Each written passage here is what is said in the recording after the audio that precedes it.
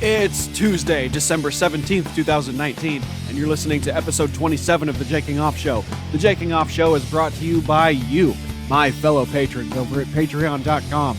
Go to patreon.com/JakingOffShow, or you can click the link in the description, and you can donate as little as $1, or $3, or $5 a month, or it's completely customizable. It's completely up to you. Once again, thank you for donating to the podcast. Every cent of it goes to better equipment, a chair, a desk, something a little bit more professional, because we're just starting here, and it's by my own terms, and we're going to keep going till the wheels fucking fall off. Are you guys fucking ready? My guest this episode is my good friend Mikos Zavros. He's a filmmaker.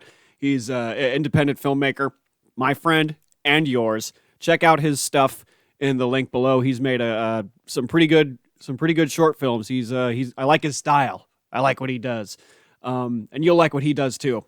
Thank you for being here, and thanks for waking up. Yes. thanks for being here with me, man. No, I really appreciate it. No, but before we started rolling, talking about trucks and all that stuff, it's already happening to me. These new washing machines got installed in my building. You know how washing machine? Yeah. Put quarters in the washing machine. The quarters in. We have $50 worth of. Well, maybe not anymore. But. So those quarters eventually fill up, and someone has to go and unlock the machine and get the quarters out. That guy has a job. That guy gets in his truck with a bag full of quarters or whatever, and now the washing machine has a QR fucking code on it. You scan it. Yep. You put your bank info on this random app. I don't know how secure this thing is. Yeah. You know, and you put like $1.25 on it or whatever, and you fucking do your laundry because the fucking quarter slot's gone, and I have all these quarters, and I don't know what to do with them now. Isn't that crazy? And that guy is out of a job. I'd say car wash. Robots. Yeah. I'd say car wash, but you don't have clothes. a car, do you? No, I don't have a car.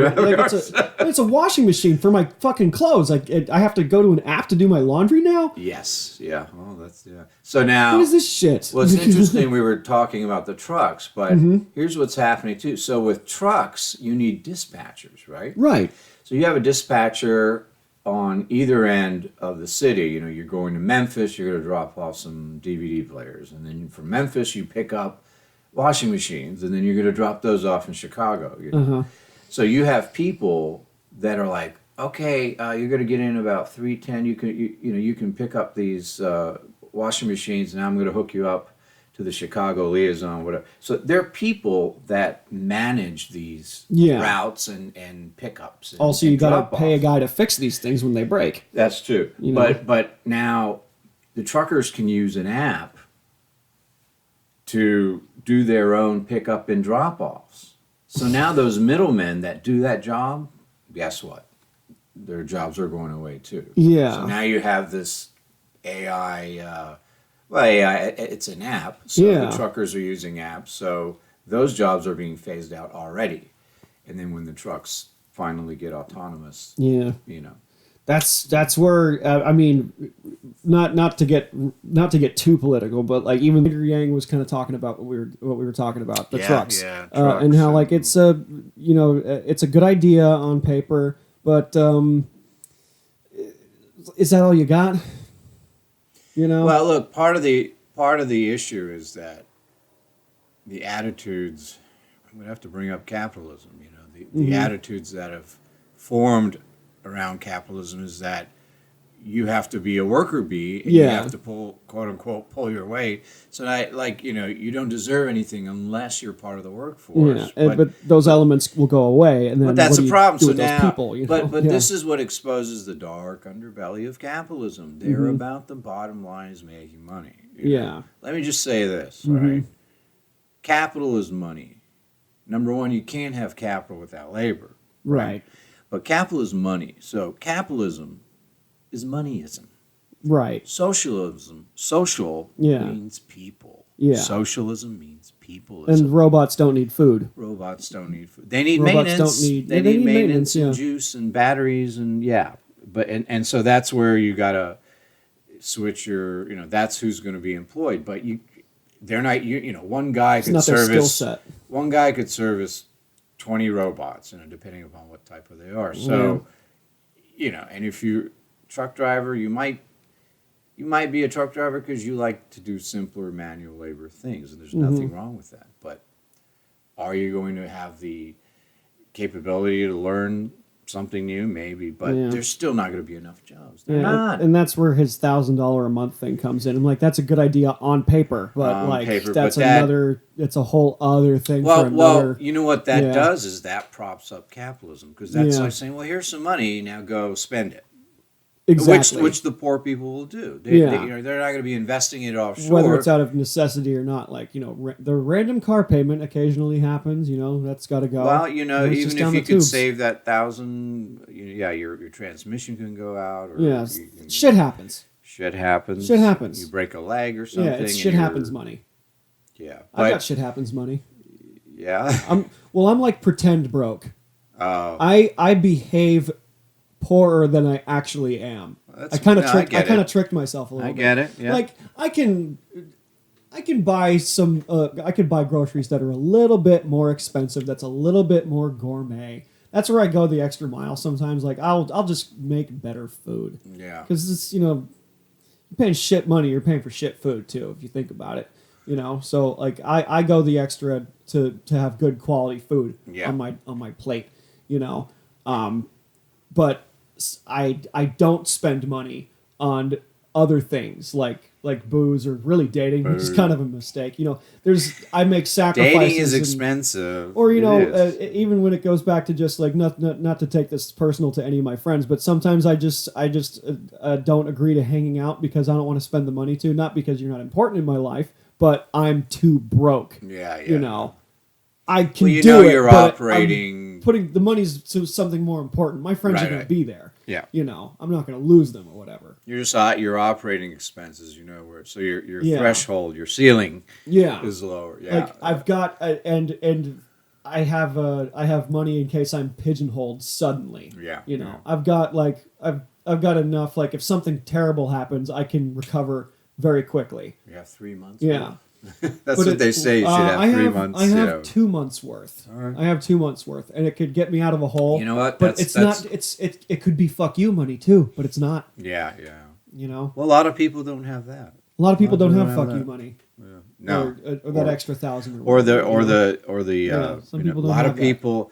People with families are like a paycheck away from the streets. Yeah. My sacrifice is I don't have a car. Right. And it'd be nice. I could get one right now. I would just have to live in it. Yeah. You know what I mean? Like it would just more money, more problems. Yeah. I don't make insurance enough and gas shit like that. Yeah, shit like that. And gas is like $5. Do you use those scooters? Do you use No. Not gonna. They're not really gonna. cheap though. They're dirt cheap, I know, but they're dumb. They're just dumb. I don't. Can you imagine coming out of a bar and seeing like 8 of those parked in a line, and some guy gets a bright idea? Hey, let's take the scooter to That's my not place. a bright idea. It's not a bright idea. Liquored up. On Ventura Boulevard, there's lines of them parked up like they're by bus stops now. and stuff, and they're in front of bars. That's I don't know if and they got flashlights and stuff, and people do take them out on the road. Not as many cars are on the road at 1, 2 o'clock in the morning. And you're not, there's no helmets. No helmets. So... Not a lot of people walking, but there's people walking around, and it's dark. I'm not on board. All right. I'm not on board. I don't want, like a lot of young kids are doing it.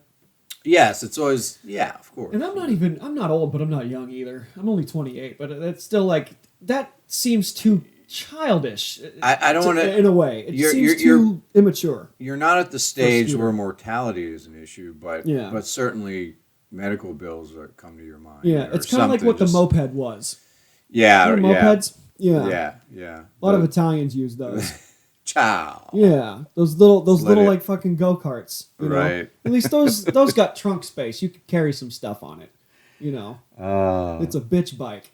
That's funny. That's that Eddie Izzard did a whole thing on that. Oh my God! Italians, they just run around on scooters. Ciao.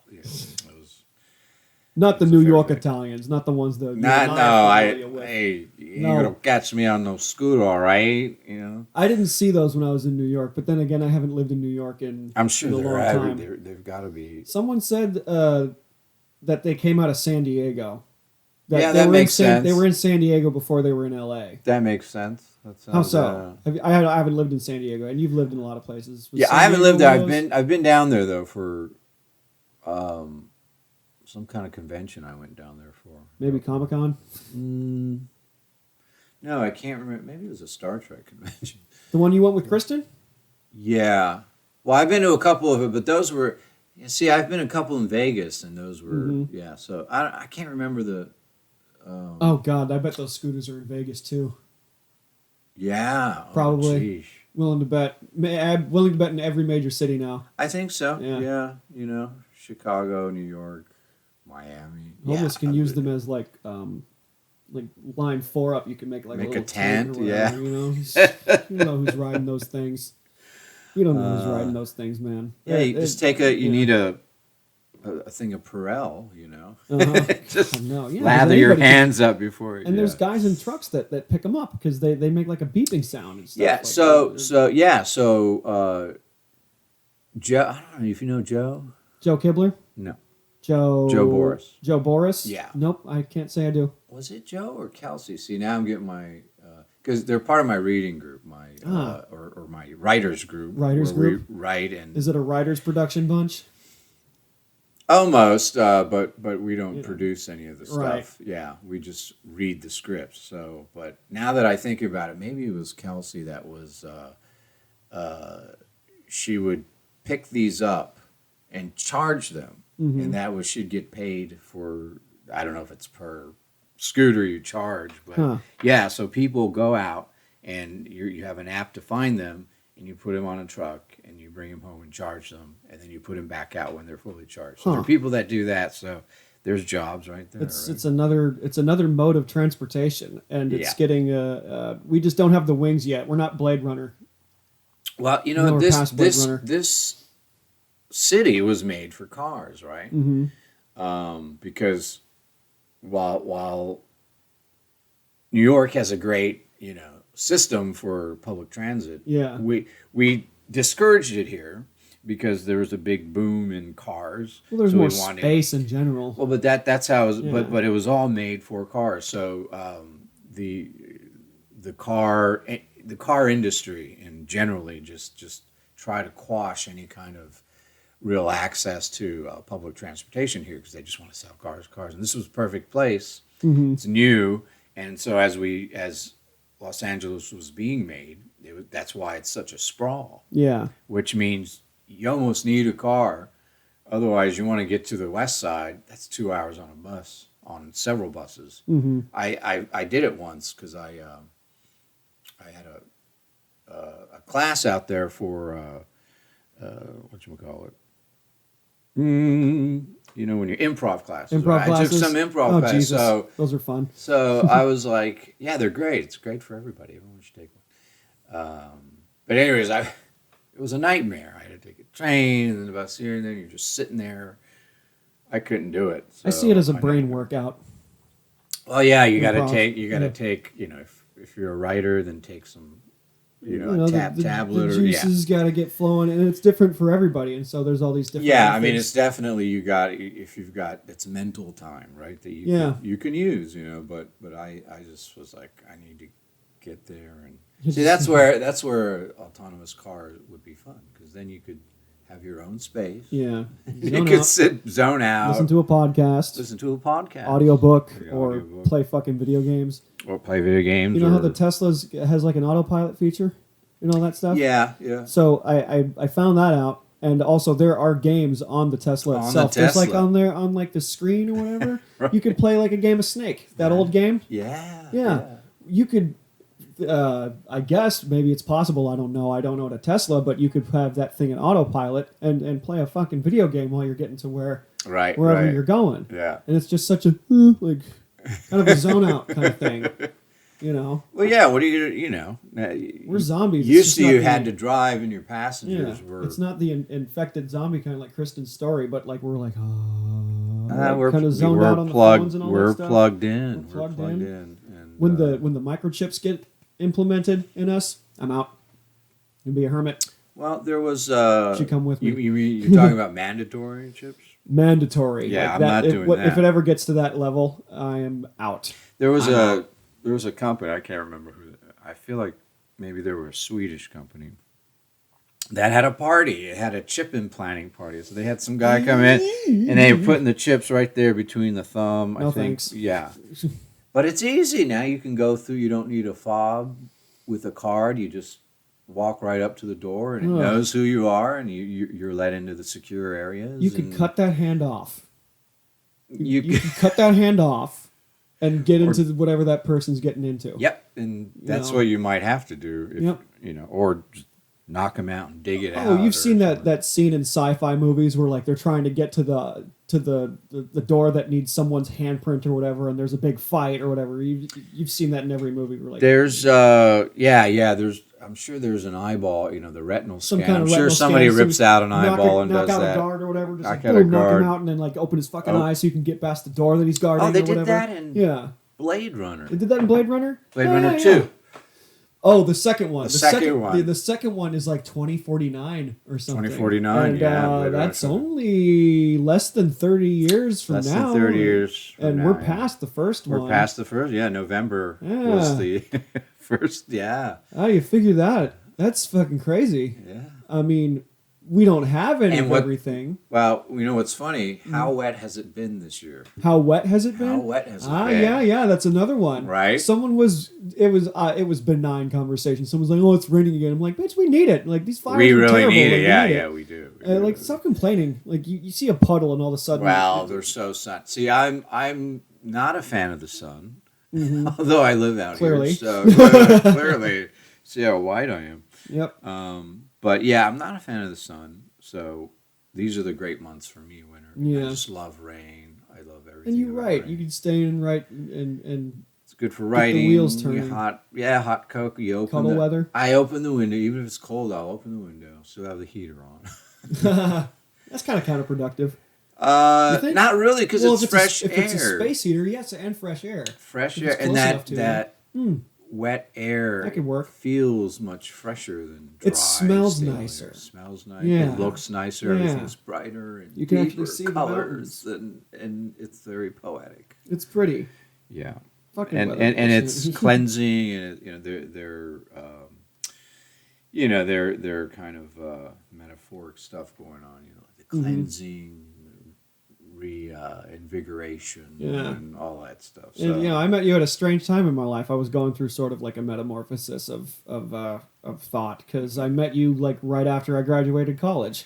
yeah, The production bunch. And Production bunch. Yeah, Yeah, you wrote something called the PZ Zone. The PC zone. The PC right, Zone. Yeah. Yes. And like how crazy how like that's always been like an issue, and you wrote that a long time ago. Long time ago, yeah, right, What was yeah. it, 6 years ago, something Like that. Yeah. Yeah, and that was I want to tell you because that's a major. I would call it a synchronicity, or I would call it a sign from the universe or something like that. Yeah. Because I had shelved stand-up comedy for 4 years at that time. Yeah. And that was one sign that was like, maybe I should get back into it. Yeah. Maybe I should do it again. But then I just shelved it again. Like, it's just a role for a thing, It's just Right, a thing yeah. that I'm trying because I'm focusing more on the acting stuff. I was more focused on that. But like that's the first thing I got out of college was this role of a stand-up comedian. And I'm That's like, hilarious. That's great. Yeah, isn't yeah. art? I thought it was a sign, but art imitating life. I didn't start doing it again until January of this year. It's going to be a year doing comedy next month. Oh, great. Yeah, just diving in hard. Like I just We'll have I to had have shelved a party. I've shelved it for so long. Yes. Why do we do that? And to ourselves? that thing you wrote was one of like 5 signs. Yeah. That got me. And the fifth one, the more recent one was like, all right, fuck this. Yeah. This is happening too much. Like you said, art imitates life. Yeah. Like just it's just in my face now. Now I'm like, okay. It's I have funny to do this now. because I've seen you, and Yeah, thanks for coming to the absolutely 22nd great. show. That was fun. I'm there again on the 20th. 20th. Okay. Yeah. Different set. I don't know. You don't have to. You don't know. I'm not. No pressure. No pressure. I would rather you come to show. a free show that's closer. Yeah. To be honest well, with the you. 2-drink minimum is a bit.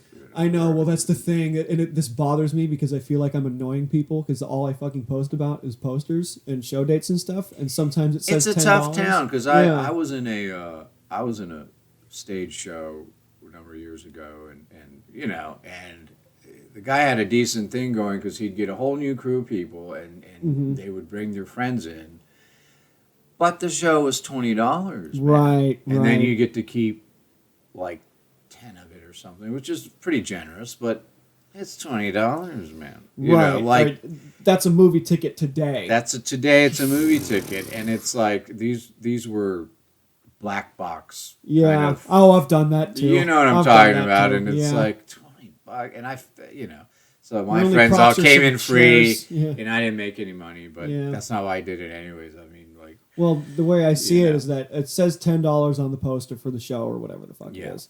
But whether it's a band, whether it's a comic, whoever, it doesn't matter. It says $10 on the poster. You are paying $10 to get in. What it's not, what the other expenses is to get there.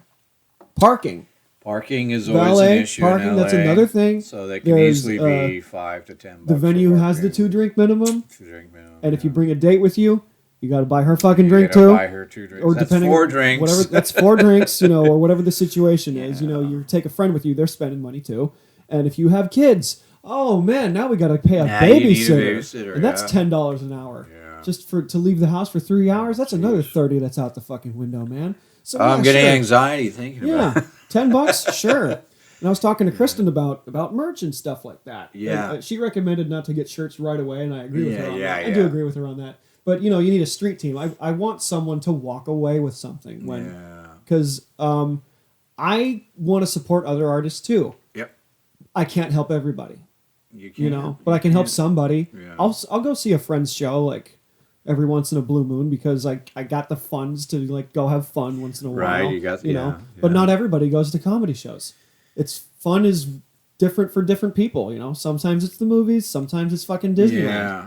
People go have fun in other places. Comedy's not like, I wouldn't say it's dying. I don't think it's dying at all. I don't think it's dying. There's plenty to make fun of, but I think Attendance is what I mean. Like it's a little slow. yeah. Have you ever been in a band?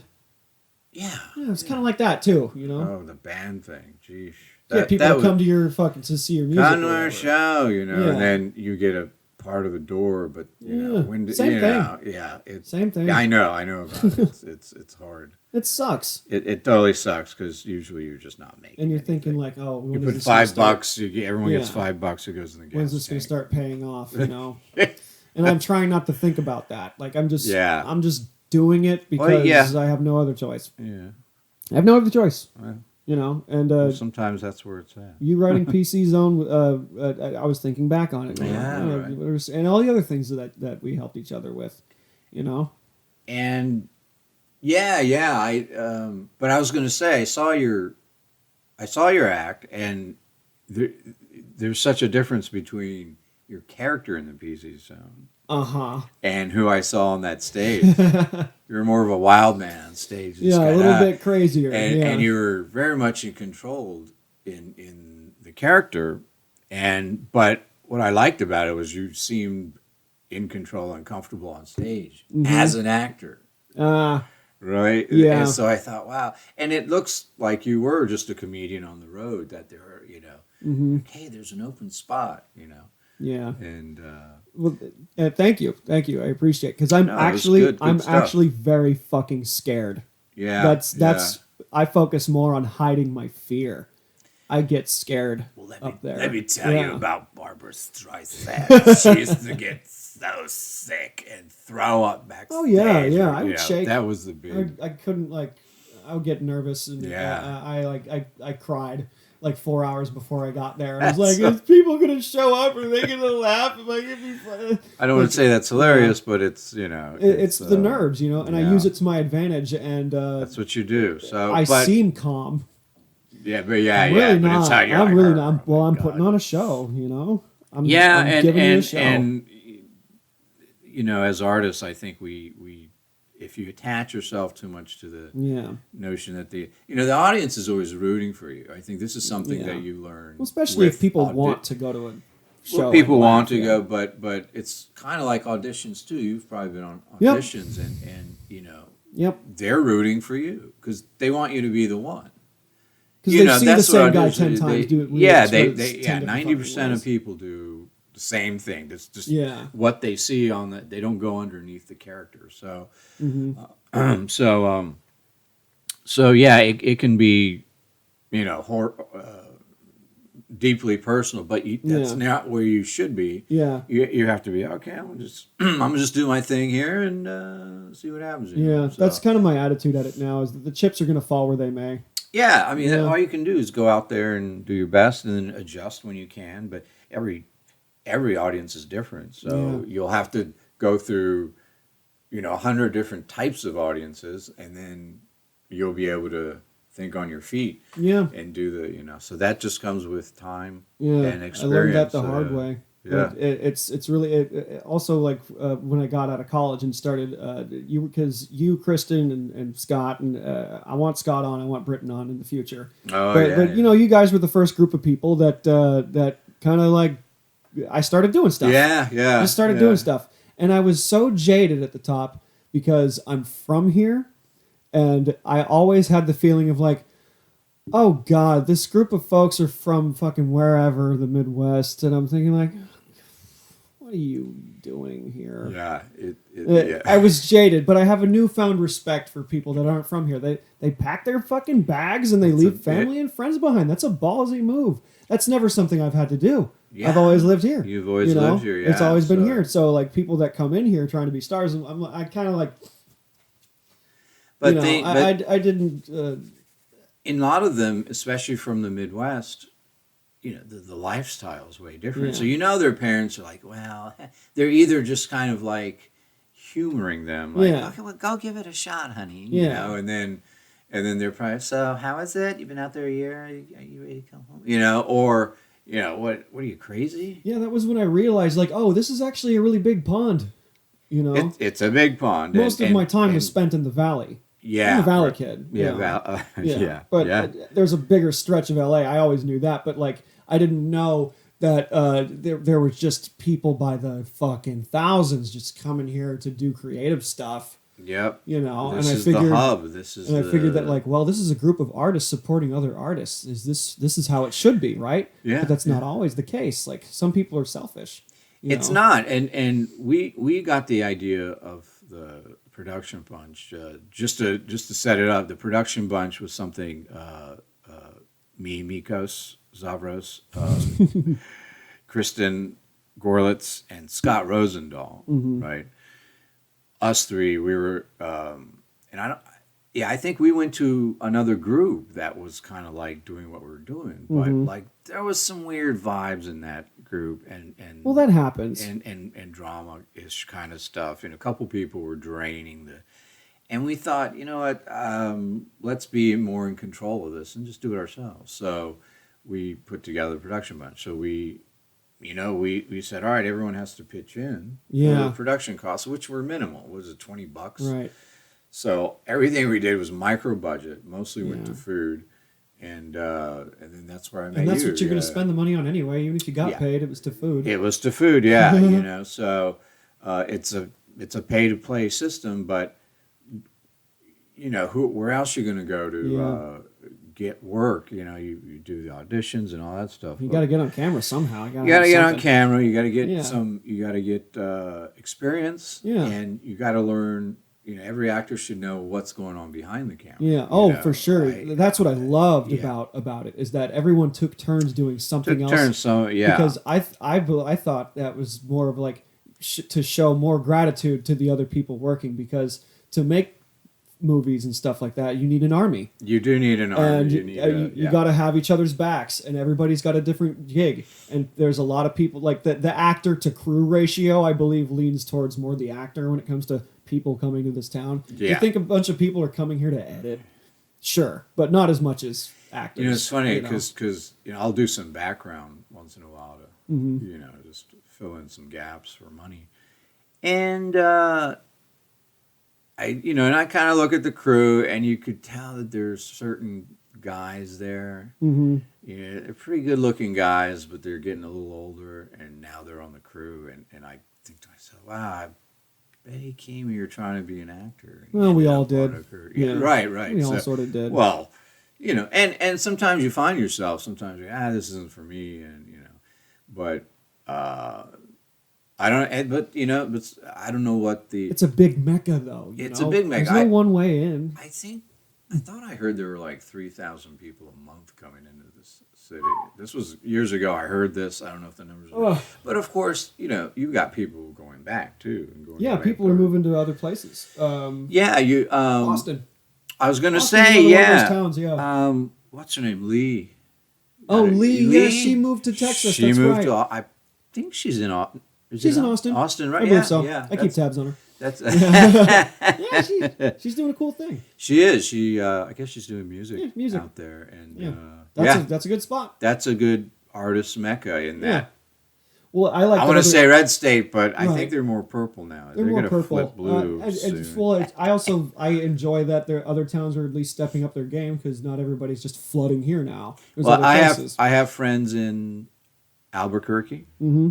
I have family in Albuquerque. Oh, okay. Yep. Yeah. I have a cousin that lives there. I think Netflix is opening a studio there. Ooh. I think so. I think they bought a chunk of. There's a lot of people writing scripts that are kind of based on barren wastelands because it's really easy to shoot. Well, there you go, right? Yeah. It's a post-apocalypse. Yeah, that sort of thing. You put on some rags and you put on some goggles and gloves. And sort of leave it to the imagination, whatever the apocalypse is, whatever. You're a scavenger in the post, So that's cheap and dirt cheap.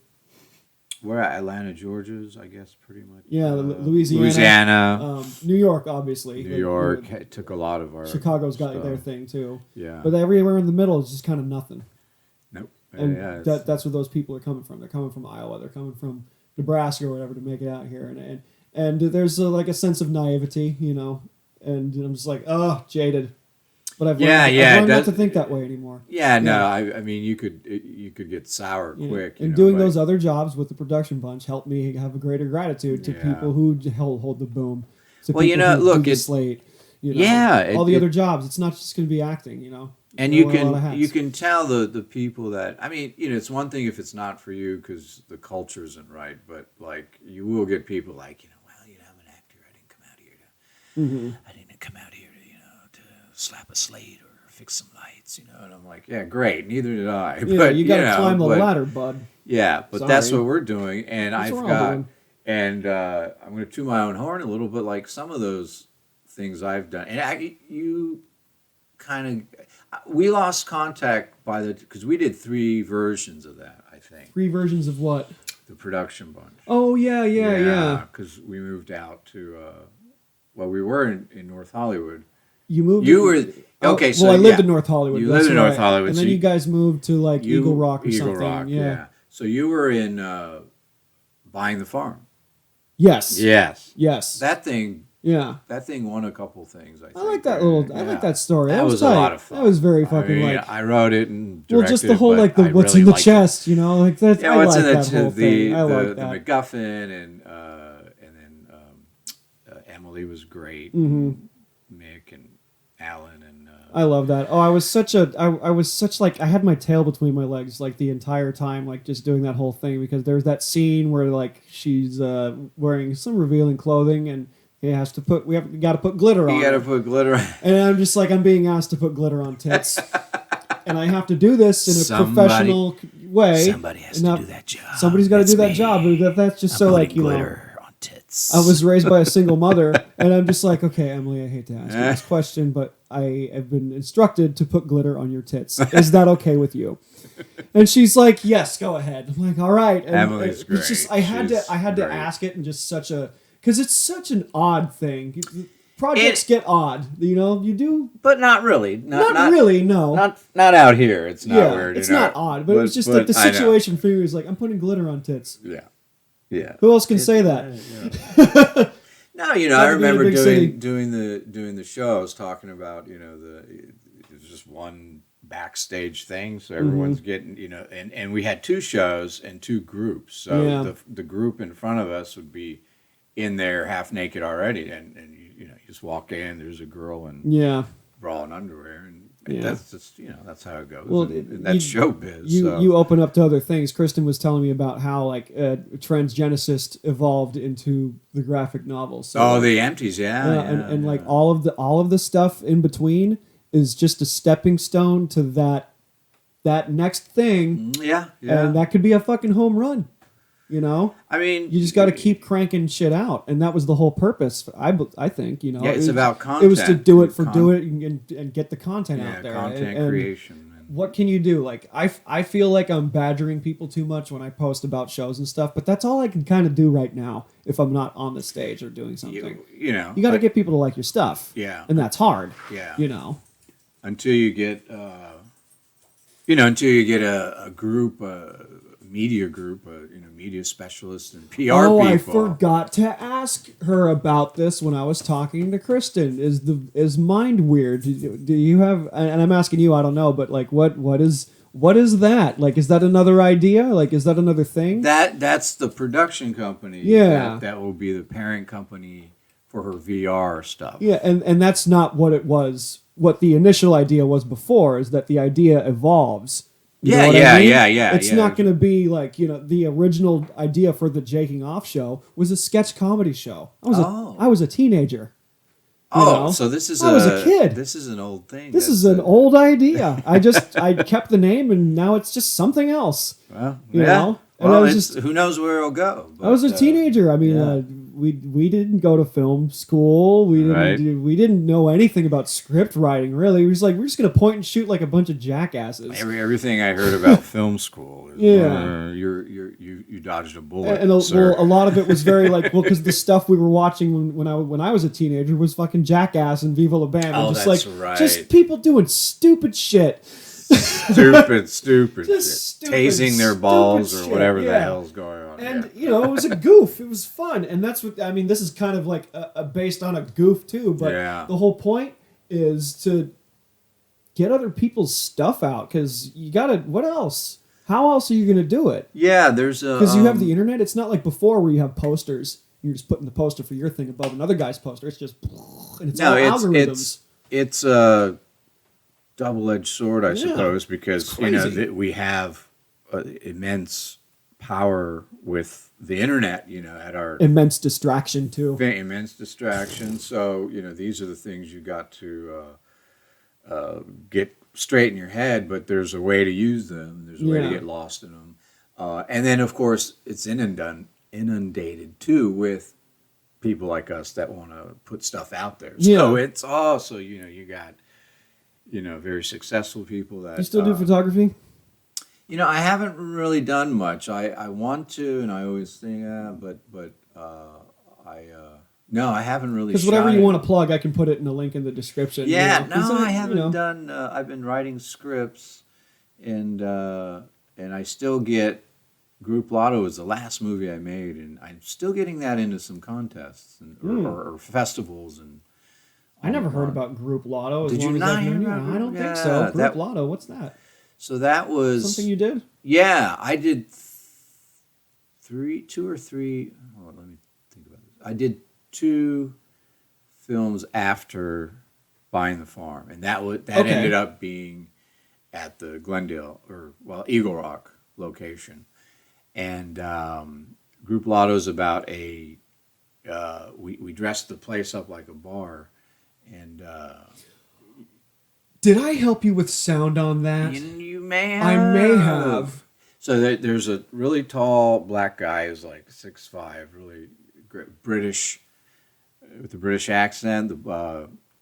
Vivi was his name. Okay, that's not ringing a bell. That's but I do. I do remember. You have to remember him because he's like really tall. Yeah, I would remember. I would remember a big, tall dude.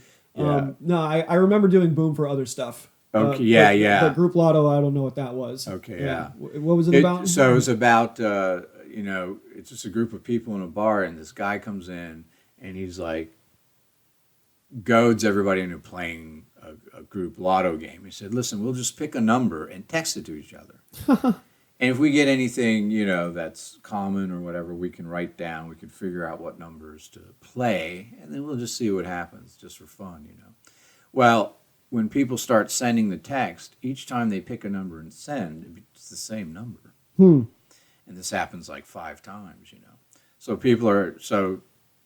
Vivi, the guy I was talking about, was a math professor, So he's like, this is weird. This shouldn't happen, because statistically, it's almost an impossibility for this to happen. But it happens on everything. So people are getting wound up. Him and his wife are there, and they can't have kids. They need it in vitro. So they're thinking about, well, we can get money for the in vitro. And Allison plays, this kind of bimbo-y chick. That's so not her. That's so not her. That's hilarious. She's so, she hit it on the nail. She was really, so she, she hates her job because she has to, mess with the boss to keep her job. And then one guy's freaking out because this is something devilish, and it's almost like a Twilight Zone-ish episode. And then they finally get all the numbers, and then they go and buy the ticket. And when the numbers come in, it's not that number. Huh. Right. So now everybody's pissed off, and everybody storms out. And then at the very end, I play the lead guy, and I pull out the ticket, and I have the bartender read it, and those are the numbers that were read off on TV. So that guy had the winning lotto ticket in his pocket the whole time. And he just watched it. He just let everyone go. He just let everyone. So it's wow. Yeah, it's a little. Yeah. It's good. It's a little twisted. It's a little twisted. That's pretty crazy. It's a little twisted. So it got in a few. I think it may have been a runner-up. I think I may have been nominated for Best Actor and Director. That's tight, man. Yeah, well, you have something that, what you told me is gripping, Yeah. A lot of people that make stuff, was this a film festival that was just open genre? I believe so, yeah. Just about anything? Yeah. Yeah, I mean, I think about it could maybe, if there was like a Twilight Zone-ish festival. Yeah. Like if it was specific to... Very specific, but it's not really a horror. Maybe it's a thriller. It has kind of thrillery it's gripping. It takes... you get taken for a little bit of a ride. You do. Yeah. And there's some dynamics that happen with, like, if you see it, it's really... I really like what happens because this guy named... I think his name is Gabriel. I haven't talked to him in a while, but Gabriel. He plays kind of this more religious guy. So he sees this as just, like, this isn't right. They're the devils in this room. And he's losing it. Yeah. And the girls gang up on him. And it's a sight to see because they're really badgering him. Be like, look, you just pick the number, man. We need the money, Yeah. And he ends up picking the number and... spoiler alert. Spoiler alert. Well, I mean, he has to pick the last number so that everybody has, And when you take something to a festival and it gets recognized of some sort, is that the end of the road? Is it time to work on the next thing, or do you expand on the same idea? Maybe it can go somewhere else. Maybe it can be extended to a feature or something like that. Well, it depends on the idea, the reaction too. The reaction, and I mean, I don't know if I could keep up this kind of tension in a feature. It'd be tricky, I'd have to spend some time. Although I could spend some time on the intro of the characters, so we could get their money needs. Because the theme is that, despite the weirdness about the picking the same numbers. There's a theme about, what would people do for money, and what are people that are oppressed kind of by our system, what kind of... Yeah, another art imitates life. Another art imitates life, yeah. So that is an underlying theme in there. So there's a movie called Would You Rather that has like a similar type of thing. Like there's a character that's a vegetarian, and then this guy throws 50 G's on the table. Like you need, like in order to get this $50,000 cash prize money, you have to eat this steak. Right. Most people will be like, "Fuck yeah, I'm gonna eat the steak." But this chick was a vegetarian, like devout, like very like about vegan even, vegan, But she agreed to eat the steak for the money, and it was like a question of morality and things like that. Well, and then it increasingly got even more drastic and dramatic. But like that was like, oh, I can play this game too. Yeah. And the movie is called Would You Rather, and it starts out like, oh, we're fucking with someone's like belief system and fucking them up, and then it becomes like you shoot this man for this amount of money or whatever. Yeah, it was a crazy story. Interesting. Yeah, it's and that was like, I think I saw it on it was like on Netflix. I have a friend who's like a big like horror movie buff, and you run it. And I was talking to this about Kristen earlier, is that horror films or thrillers in general like have like this cult following. It doesn't have to be a big thing. It could just be something that's there. Yeah. And if and people will like it when they like it. It's this movie. This movie had Sasha Grey in it, or Sarah Grey, the porn actress, in it. Like just the porn actress. The porn actress. Like she did this movie. Oh. And the cast is like, no A-listers in particular. You ever notice that about horror films? Yeah. Like really good ones don't really have known faces in it. No, not until they're older, and they're just trying to pick up, like the Winchester House, or what is that? What Anthony Hopkins did something about possession. The priest that was possessed. I think I know what you're talking about. Yeah, The Right. The Right. Yeah. Oh boy. But I guess they're like the good ones are more focused on the story rather than like the star that's in it. Yeah, because I guess traditionally horror just never had been taken seriously. I think it's seen as exploitative in a way. Yeah. Maybe Because what you tell me from Group Lotto is that it's a very gripping story, and who's in it doesn't apply because the story's that it doesn't. It's just and everyone does a great job. Like the casting, I thought was done well, and and everyone had their place in there, and everyone worked together well, so that and my writing has been more in that vein, because I wrote a feature earlier this year, and then I just wrote, because we have that writing group, so I wrote 2 shorter scripts, and they have the same type of vibe, one I wrote for Halloween, right? So it's about a kid who has an imaginary friend, right?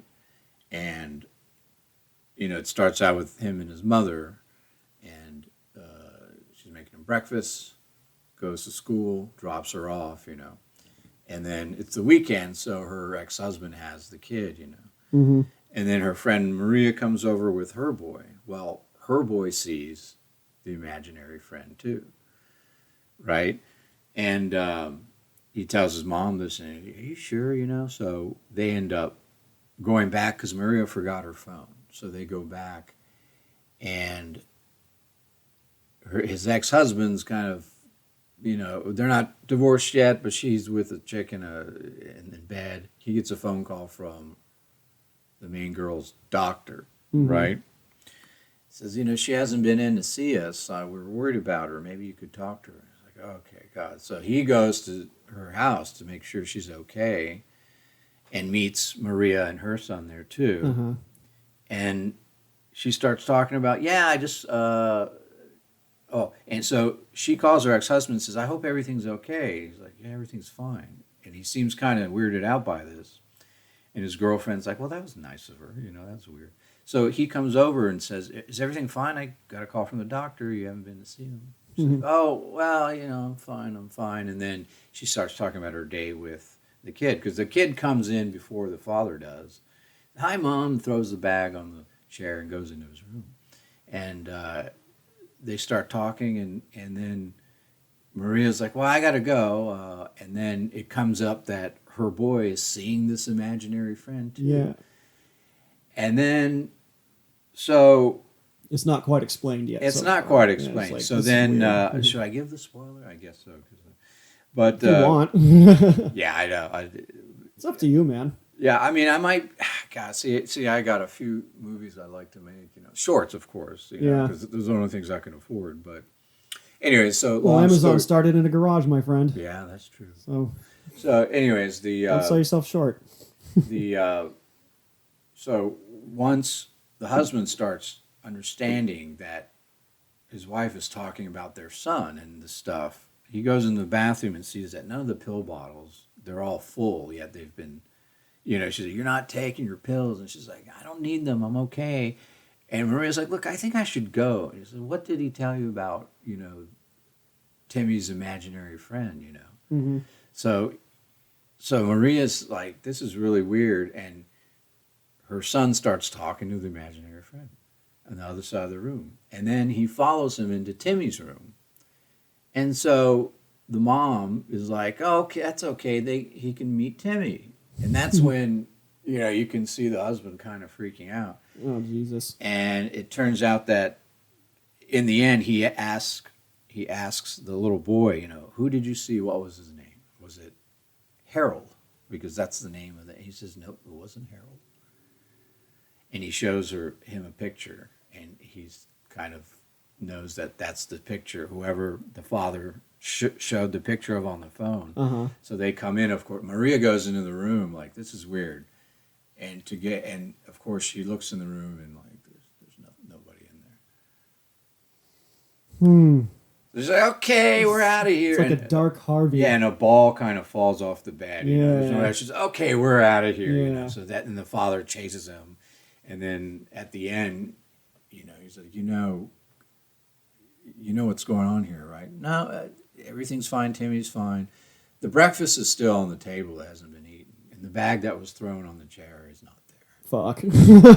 I'm out. Yeah. I'm out of the house. So what happened was Harold was there to help Timmy, quote unquote, crossover. Mm-hmm. So he says, Timmy's been dead for like that's almost 2 years now, and man. then it's kind of a sad ending too. Yeah. And then, but the last scene is Timmy grabbing the ball, in the room. Well, I like it when the ending doesn't always work out.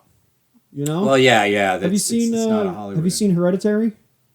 Oh yeah, dude. The end of that movie. Oh, there's no real resolution in a positive way. It just kind of gets more fucked. It gets more. It just gets more fucked. And I'm like, great. This is a great way to cap that. It just gets more fucked, and it's left to Well, they're just summoning this demon at the end of it, but Yeah. it had some great when. But like, what happens after that? Does he go to town and just start picking people I don't know, off? yeah. Like, what happens next? That's like the thing. Which is the kind of thing that you don't mess with. Like if you do a part two, if you go the part reign two of is, Paimon, it's like no one cares. You make it weird. There's those. I also talked to Kristen about the good bad movies. Yeah. Stuff like Troll 2. We saw one last night called Hardware. Okay. Mark 13, Hardware. It's Dylan McDermott. That name sounds familiar. Yeah, he's maybe he had a series or something. He's one of the hunks back then. And it was one of those like, but it's hilariously bad. No, it's there's some cool scenes. It's kind of and it's shot really weird. It's like I don't know if it's post-apocalyptic. I guess it is because there's wastelands and people that pick up junk. Probably shot in Albuquerque. I wouldn't probably. But it's like from the 80s. It's an older one. It's a Coke movie. Okay. Oh God.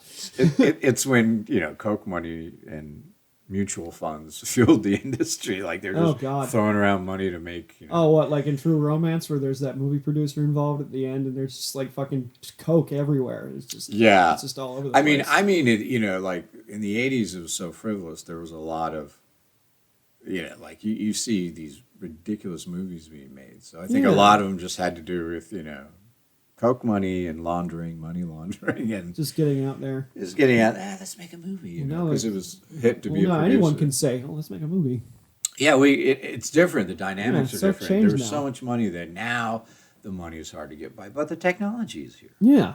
Well, people are cutting cable. Like television's still really big, but it's lost a little bit of juice. I feel because of like things like Netflix and Disney Plus, and those guys will. I mean, you can find really bad stuff on Netflix if you go looking for it. There are terrible things, and you think, how did they greenlight this? Well, they were independent because they're independent filmmakers. Some of them are trash.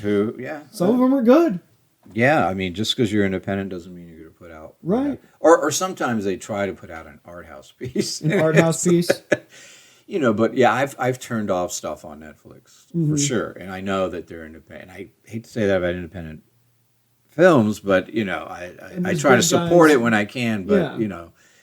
They got whatever money out of Netflix, which wasn't much, I'm sure. Oh yeah, and that's such a crazy thing too. Is that like Netflix comedy specials are a thing that like it used to be that the top comics would get an Right. HBO special. Your George Carlins, your Robin Williams, yeah. or whatever, and that was like, and now you could find a special anywhere. There's a whole slew of and I don't know Netflix is greenlighting that shit. They're writing checks. Yeah, but you could do your own these days. You rent out a theater and you get three cameras. What my idea is the next realistic goal really is to do something, but I'd have to get a street team. I have to get like a following. I need to get people first. Sure, yeah. We'll cross that bridge when we get to it. But the idea is I want to call my first special "Here Comes the Dumb." Put on the Beatles song. I want it to be called "Here Comes the Dumb." And the cover is just like the Abbey Road cover, right? But it's 4 dumb guys like, I don't know, Michael Vick or George Bush or whoever the fuck. Like, it's question, but Michael Vick is definitely going to be like on that. But make him Paul McCartney. Make him Paul McCartney. Yeah, with bare feet. But that's just like I want to I would have to put it on YouTube because there's a comedian by the name of Andrew Schultz who releases his specials only on YouTube. And because he gets a lot of viewers, he gets that YouTube money. There you go. Yeah. And it's 100% independent, all under his control. Well, and that's what we all want, right? We all want control. Well, there's so many. When you make stuff, you need an army, and people's egos get in the way. And Seed and Spark had a little. I remember Seed and Spark. Yeah. So did you know that? I guess I'm plugging them because they did a little free thing where you go and the CEO spoke to us and she said 80% of Seed and Spark gets financed, 80% of the projects. Nice. And they also have people will give cameras and lighting equipment. You can do that in lieu of money. Yeah. So you could rent it. No, people donate. Said okay, you can So it's really so it's a good way to connect and to interproduce whatever. But whereas with like Kickstarter, they only have a 37% success. Isn't that crazy? But she also started talking about is Seed and Spark more derivative to filmmaking? I think whereas Kickstarter can be kind of anything. Kickstarter could be a video game or an ab crunch machine or something. Yeah, something. Yeah. The Gut Buster. Some guy has an invention. Yeah, some guy has an invention for keeping your nose hairs short. Seed and Spark is more like film. They're film oriented, and that's why it works. Well, yeah, because it's geared to a specific thing. Yeah, I think that's smart. Yeah, and, but she started talking about distribution and films that had sold their films for distribution and got something up front. It generated more money, and then there's middlemen. You get a sales agent; they got to take 10% plus costs. If they're going to stay in a hotel during AFM, then you're paying for those hotel costs and their meals plus 10% of whatever you get out of it, and then. And then the Netflix deals aren't that good. They're gonna just, give you a flat something buyout, and sometimes they'll own your shit. So you got to be careful what you sign. But there's so many people in between you and that goal, and it's the same way with actors. Actors come here, and it's like you need to get headshots. There's they clamp down a lot on the agent showcases. They did a clamp down. War flashbacks here. Yeah, right. You could spend a lot of money. So there's always somebody in between you and that goal, and it's like, I'll help you out. I need it. Of course, it's a service, right? So they take a little bit of cash, but we got to get rid of those middlemen. We got to go straight somehow. Get your content own team. Creation. It's possible. Well, that's the first step, and a lot of that has gotten back into the artist's control, which is the good thing about technology. So we have content control, and then so the next thing is how do we market? So marketing that's going to be your next step. Yeah, how to get it out there. Marketing team, and you got to know something about it. My initial strategy, as of now, it's the same with comedy. It's just Just do it.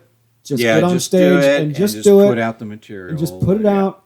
And other ideas are going to happen while you're continuously putting out a podcast once a week or twice a week. You saw I was inspired earlier Yeah. by. I don't think the conversation was on. Oh, were we off air? "Quote unquote" tape, but Tape. Oh yeah, tape. I think we roll the tape. Where is this tape? This mysterious tape of which you speak. It's in the ether.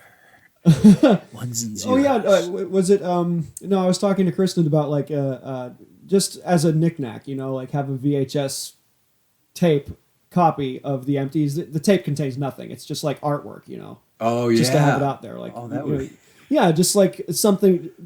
Because I was talking to her about merch, and I have to like get a street team. I have to, get known out there. I got to put my stuff out, and all I can do is just do it.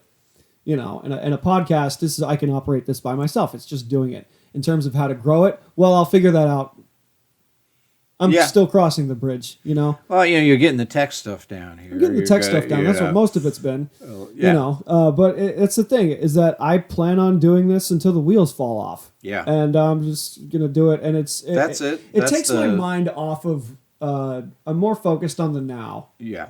Yeah. I know what it's gonna be in the future. It'll be better than this, obviously. Well, it's better than this. This is episode 27, 28, whichever. Oh, but nice. it is phenomenally better from the first one if you go back and look. Because went back and looked and went, oh man.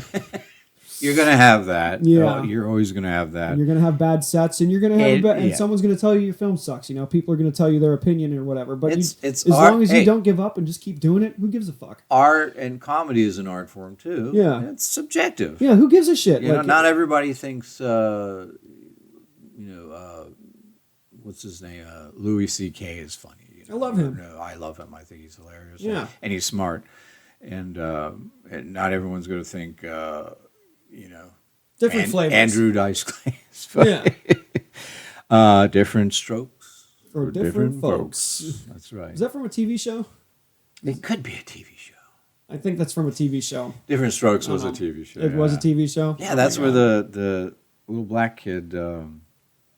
is that what you talking about, Willis? This is what you beyond talking my about, time. Willis? Yeah, this is beyond my time, and I only know it just from older people referencing it. Right. Somebody told me, maybe you might get this, before we dip out, but someone thought I looked like Horseshack from Welcome Back, Kotter, and I don't know what that is at all. I know it was a show. Mr. Kotter. Yeah, I heard that was a show in like the 80s or something, but and I looked it up and went, Horseshack. Horseshack. Maybe if you, Welcome Back, Kotter. And I see it a little bit, but I feel like if I reference that on stage, I don't think it'll work at all. No, not with this crowd. That's because that show's so old. John Travolta was in that show. He was in that show? That's what made him the first time around. Was this before Saturday Night Fever? It was before, I believe so. And Grease. Yeah, I believe so. I think, he was on TV, and he was Vinnie Barbarino. Yeah. He always go, what? You probably didn't see where it could go. The stuff you write that you're writing now that you've worked on before, or like something you wrote ages ago, it could come back and I felt like become something. Not sound boomerish, but like back in those days, I felt like you had a hard time getting a show on unless everyone had like the ensemble work together. Yeah. And I think somewhere around the 90s, if you look at sitcoms, like it's not like the talent went anywhere, but and it's probably a directing thing where they just wanted to just like throw out X amount of jokes in one episode, and like the timing went out the window, which is so important in comedy, and and the gags. Well, once you could tell what shows were laugh tracks and what shows were generally from an off. Yeah, but you can tell because like a lot of the kids are like, haha, I'm real cute, listen to this, and they just spit out something, and you're like, there's no timing there, and you can't always blame the actor because there's a director there going, okay, just do that faster and let's move on or something. You know? So I'm not trying to put it on anyone's show, but the literal content of the show. And a lot of the really heavy stuff, like from All in the Family, and even actually Welcome Back, Kotter had an episode where one of the girls got pregnant, And That's a heavy one. That's heavy. So they had, John Travolta, they had Horshaw, Epstein. Mm-hmm. Epstein would always have a note from his mother why he missed class. Uh-huh. Dear Mr. Cotter, signed Epstein's mother, and he'd be, that was a gag. And I was talking to Kristen about that earlier, how one single emotion can't drive a show or can't drive. You need to go another route sometimes to balance things out. And sitcoms, when they're on a while, they're funny, they're giggles and gaggles and shit. But there's that one episode that's like, oh, we're going to talk about something a little serious now. Yeah, for one episode, just to broaden it out. All in the Make the characters more Family, relatable. I believe All in the Family had an episode where Archie saves in his cab. He was a cab driver, so Archie Bunker saves a woman. She had a heart attack or something, gave mouth to mouth. Well, towards the end of the show, he's like, well, what should I call you? Is it Miss or Miss? I know you broads like to be, it's kind of feminism was really starting to take great. She was, well, why don't you call me Mister? And pulls off the wig, and he's freaking out because he's like some Republican, Yeah, I about that, who Bunker is. Yeah, but later on, she came back 2 more times in the season, and in one episode, they get jumped. Michael and her, or him, her, but they get, and then she ends up dying. Oh no. That was sad, but it was Norman Lear, man, he really tackled, and that was the first time you heard or saw any of that on show, and she was a positive thing too, because she wasn't a joke, right? Because it was always a trope, oh, let's dress up like girls, or here's the gay guy. That's not old either, because the movie Some Like It Hot was Some 30 Like years It Hot before that, Oof. Tony Curtis, Guys and Tony Curtis, the music, the play Guys and Jack Dolls. Lemmon. I don't know how old that play is, but there's that's an old thing. It is an old people thing. People freaking out over that, come on, turn back the clock a little bit. Well, I said the 20s, right? We were talking about the roaring 20s, especially in Germany, but you go back to Rome and Greece, there was all kinds of stuff going on there. Yeah, this ain't new. And unfortunately, it's the Christian value system really vilified sex. And that's a shame. It's a shame. It's the worst of Christianity. It is. What was it? It was 1,000 years of oppression, heresy. Was that what it was? Scientific advances came to a halt. Yeah, I think we could. I believe that had it not happened, we would be. More advanced I think now we or could. Something? I think we lost 1,000 years of science. There was the Dark Ages, right? Right, that's what I mean. Galileo was in prison because he said, "Well, the sun isn't going around us; we're going around the sun." Yeah, and people were like, "Well, you're crazy." I think, and many of our brightest minds of the earth were burned at the stake or put in a dungeon, and books were burned, and it's horrific. So hopefully we're growing out of that now. Oh, I hope so. But we get nature's telling us something, and we're not fucking listening. Yeah, we're not listening. There's I could see a way out for us as a civilization to prosper one day. Well, listen, I think things are, despite the challenges we have, a lot of things have gotten better. And it's the best it's ever been now, if you think about it, Look, the appendix is a time bomb. Yeah. It's a time bomb. Yeah. So, how many people just died of appendicitis? Teeth were a big deal. People get it removed and shit. People, that didn't happen until, I don't know, at the late 1800s. Maybe they were starting to doing surgery. But, up until then, you had appendicitis, what are you going to do? You drop dead. You die of sepsis. That's an ugly death. So, that alone, and then vaccinations. Yeah, we should go back to killing. Too many of us. We need another good old purge. That's an issue too. That's we're going to have to deal with. That's not the solution, but it's a solution. Well, again, listen, a healthier attitude towards sex would, right? Because there are people that are doing natural birth control, which isn't birth control. It's just but if God gives us the kid, from what I hear, it really messes with a woman's menstrual cycle. Birth control pills, they mess with your innards and shit. I don't know. They can, but listen, I've dated women who've taken birth control for years, and it's not. They're still alive today. Yeah. So and some people can't take it.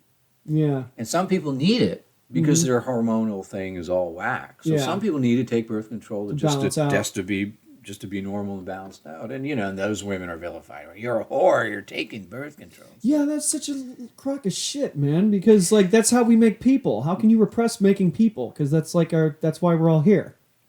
Yeah. Someone, and that's it. That's it. You know. That's why we're here. Why suppress that? I don't know. I wasn't raised around that. I wasn't raised religious. I wouldn't know. Well, it's easy to control and use as guilt because once society adopts, well, you have to have it under these you have to be married and you have to be over 18, and and then it's like, oh, you're not operating in that, and then the shunning system is very strong. We're breaking that cycle. When the robots take over, I think that's when we will truly unite. Is that we got something that's... Imagine if robots needed us, and they're like, listen, guys, we'll take care of everything. You just go back to fucking.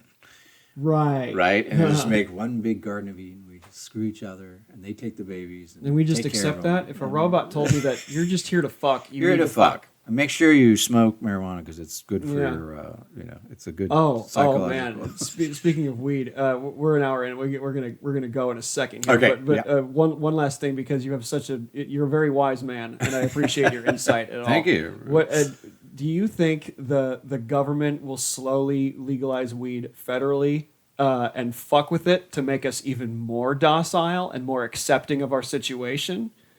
For them to do whatever they want to do in the shadows. Well, and here's the thing. The military has already tried, right? They tried LSD and they tried and they tried marijuana, and none of this stuff makes us into the violent baboons they want us to be. It's got good stuff and bad stuff. It's got good stuff. So I think they've already thought it out. Nixon started this war mainly to suppress the leftists. Yeah. Right? Because those are who smoke pot, like nowadays, I have a staunch Republican, quote unquote, for an uncle. He's been smoking pot for years, So do I. Right? Yeah. So, but largely it's to target the left wing and to suppress them. Oh, marijuana, you're going to jail. So now, that's what the whole thing was about. So I feel like that's the route they took. Yeah. So I don't know. Maybe they'll turn and say, "Well, it's not that bad." Maybe I don't know, but I think. But then you have to atone for what you did before. Let's say pot becomes federally legal. Yeah. There's people that are still doing time for selling weed. Some of them have been let out.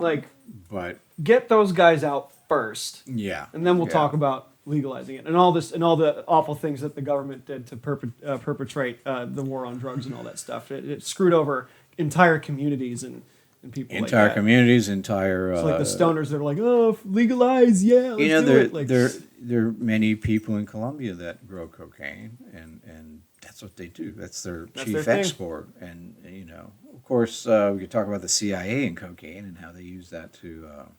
Filter arms to different countries that they want to take over subversively. But, we don't have time. H.W. Bush powder. The H.W. Bush powder. That guy bankrupted an oil company. He did. He ran it into the ground. He must have snorted it all. Of course, that's not the worst because Trump bankrupted a casino. Yeah. Like how. Yeah. That's a whole other thing, man. It's crazy. And you think we're gonna be all right, and then like some other fucking loon just comes in. Let me end with this. Yeah. I just think that this stuff that's coming up now, this just utter nonsense that's going on. I want to say that this is the last throes of this type of... The last rose? The last throes. Throes? The throes of death. People are screaming. Okay. They don't want to change. They don't want to use pronouns that they don't like. They don't want... they've already lost... Listen, every major social advancement had to be fought for by the left and suppressed by the right, and the right loses every time. They lose every time. Yeah. Every time. They didn't want blacks to vote. They didn't want women to vote. They didn't want blacks and whites to get married. They didn't want gays to get married. Every time they lose, and they'll lose now, I promise you. This Trump idiot, he's going away, and all these people are to be exposed for what they are. We're woke. We can't let the genie back in the bottle. So I agree with you. All right. It's been wonderful. We all know where Mikos stands now. It's been great. Yeah, I love you, man. I appreciate you. No, I appreciate your insight. I appreciate your wisdom. And I've always appreciated your hard work on our sets. So if I ever get money to make anything, you'll always have a job on set. Thank you. Thank you. I appreciate it. And I'm sorry I ignored the last one because I got the ulcerative colitis, but that's a whole other issue. Well, that's it's a whole other issue. That's a whole other issue. We that's that low hanging fruit, man. It's that low hanging fruit. All right. Hey, thanks. Bye.